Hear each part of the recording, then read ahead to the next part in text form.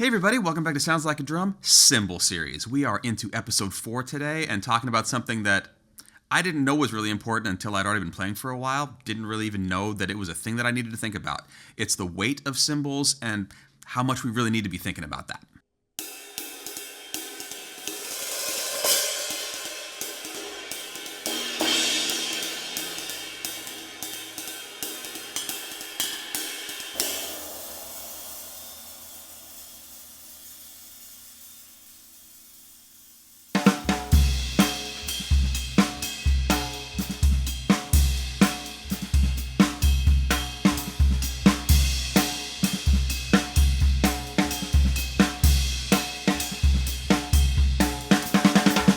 The first time that I saw somebody talking about their cymbals in terms of the weight, like the gram weight of them, I was probably in like my mid to late 20s, and I knew that, we were after certain weights and sizes for certain sounds, but getting down to the idea of somebody saying this one's 2,000 grams and this one's 2,150, and having that be relevant was it's pretty scientific as far as thinking about like sounds and instruments and stuff like that. And I feel like, especially in the jazz community, but also in the larger community, that evolved into being this huge, important thing, almost like baseball card statistics or something, like what are your cymbal weights, what are your gram weights, all of that stuff.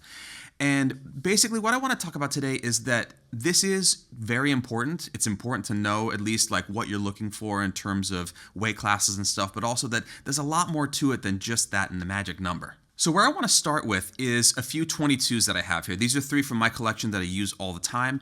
And what we're looking at here first is how weight is affecting the situation, but then also how 2 cymbals that are the same weight can actually sound really, really different. First one up is the one that's here all the time, which is a Jesse Simpson mod. It was a Sabian Raw Ride. Now it's sort of a copy of an old Avidus, and it's right at 2,000 grams. This is a thin cymbal for a 22, which is what it is. And as you can see, it has a very clean sound, it's got some wobble to it, and a lot of character, but it's not particularly dark or trashy or anything like that.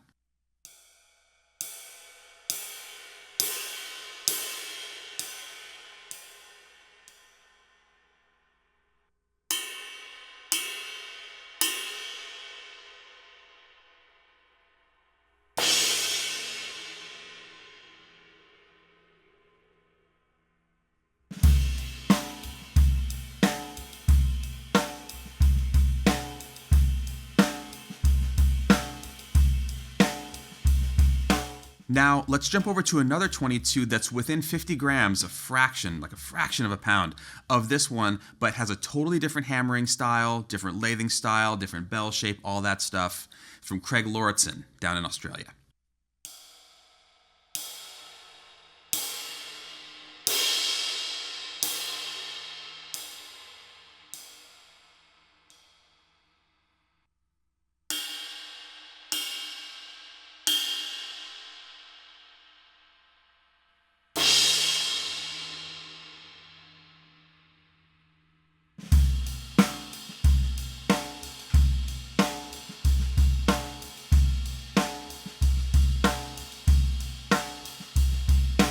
Now, as you can hear really clearly, the stick sound is different, the crash is different, the bell is very different. One of them has a big kind of prominent bell and the other has sort of a mini bell. The lathing on the bottom is more of like a dry complex Bill Stewart thing on the Lauritsen cymbal. This one is just lathed all the way across, but they weigh ostensibly the same.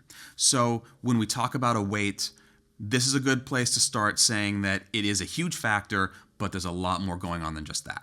Now let's go another direction. Let's stick with the Lauritsen, which is a heavily hammered cymbal, and let's move to one that Mike Skiba made for me a long time ago, back when I lived in Seattle, which is jumping us up about 500 grams or about a pound.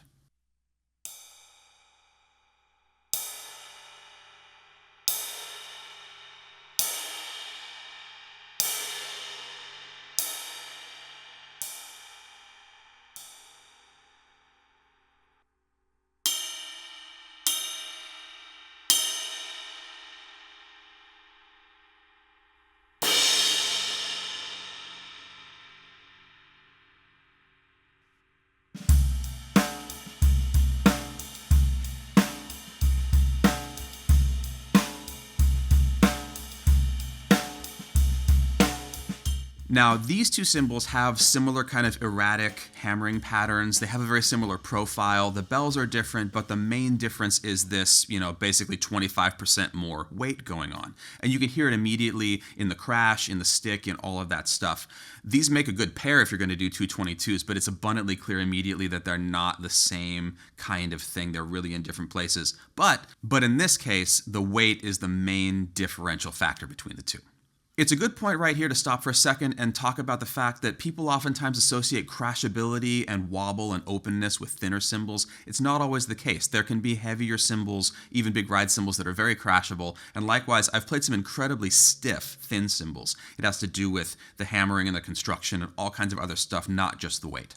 Now, stepping down to 20s, we have a similar kind of situation where if they're the same exact weight, they can still be very, very different. These two cymbals here that I'm going to show you today have very similar hammering, structural, bell shapes, all of that stuff. All they really differ in is, again, about 400 grams in weight.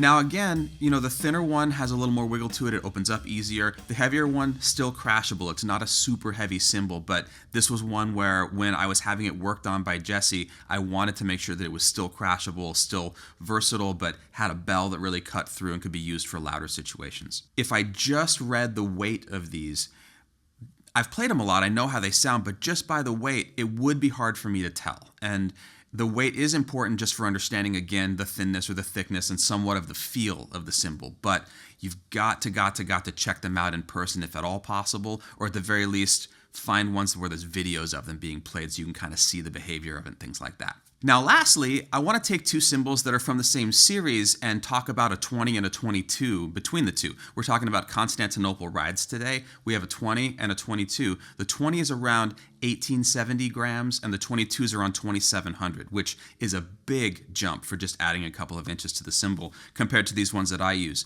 But this just goes to show you that with factory selected cymbals, it can really vary a lot. I've seen 22-inch Constantinoples that were closer to 24. I've seen 20s that were, easily a whole pound heavier. So those cymbals are going to behave very, very differently, even though they're hammered virtually identically, even on the bell, and they do fall within a certain kind of sound range where, they're basically have like a span that they consider acceptable at the factory that they're going to ship out.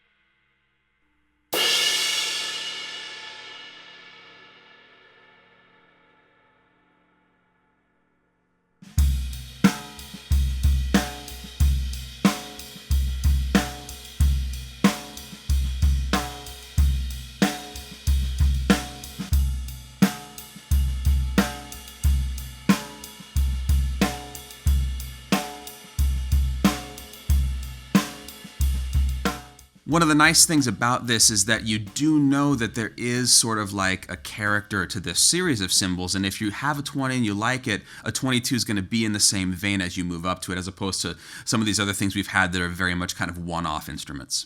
Basically, the bottom line here is there are a lot of factors that go into the sound of a cymbal, even just variables between two of the same model from the same company. I have many memories of seeing a cymbal that someone famous or on TV played that I liked and thinking I needed to go get that one, playing it in person, not liking it, or other times that I played one in person and then ordered one on the internet for cheaper and it turned out to not sound the same as the one I saw in the store. It's a whole rabbit hole, but suffice to say that we do need to think in terms of weights for feel in a general way for sound, but there's a lot more to it than that, and particularly if there's any way that you can get as much audio and physical and visual information about a cymbal before you buy it, and not just the series or the size or the type, but the actual one that you're going to buy. It just saves a lot of reselling things, returning things, and wondering about even your own playing. And at the end of the day, it's all about just getting a sound that really makes us happy. And in these times, where most cymbals, I feel like it's sold on the internet. There's a lot of reverb and there's a lot of different sites that cater to cymbals specifically. The more open we are with our ears to just the sound that we want and getting away from any other variables, that's just going to get us where we need to go.